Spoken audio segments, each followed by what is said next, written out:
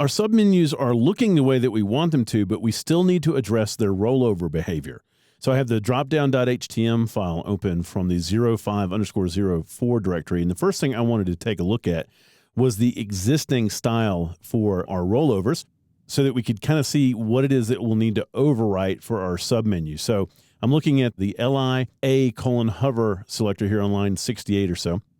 So we've got it setting the background of that darker brown color. We're giving it a height of 2 ems, but we're also adding 0.3 ems padding to the top for the rounded corners. We're positioning it with relative positioning so that we can move it up by 0.3 ems, which is what the top value there is doing.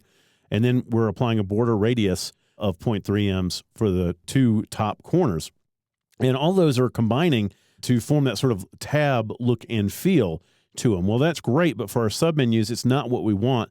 Number one, it's going to cause the submenus items to change size when you roll over them, which is going to disrupt the entire submenu. And of course, we don't really need that tabbed structure. So we need to be able to overwrite that. I'm going to scroll down into my drop-down menu styles, and at the very bottom, I'm just going to create a new rule. And this is going to be ul.submenu space li space a:hover. So again, we're targeting when any link is hovered over that's inside one of the submenu list items.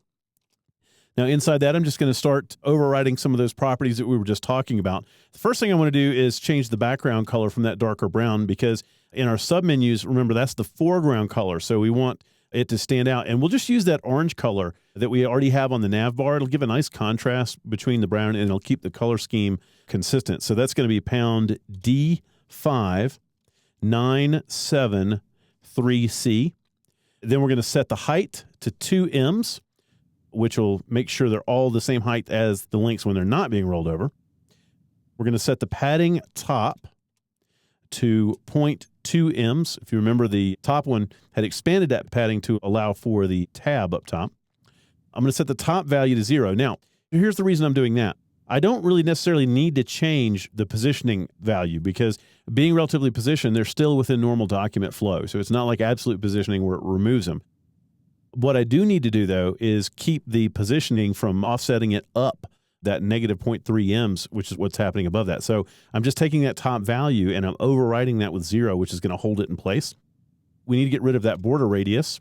So I'm going to use border radius of 0, and I can just use shorthand notation there and make it 0 all the way across. And that's going to take care of those curved borders on the top right and the top left corners. So let's see how that works. I'm going to go ahead and save the file. I'll preview this in one of my browsers. And if I scroll down now and hover over the submenu items, that's exactly what I'm looking for. You can see the items are no longer shifting due to the change in height. We don't have that brown color that's the same, so we can actually tell when we're rolling over things now. And we don't have any of the rounded corners, so we're not getting that tab look. Our submenu is looking exactly the way we want it to, which is perfect. Now we just need to move on to talking about controlling the positioning of the submenus and controlling when it should and should not display.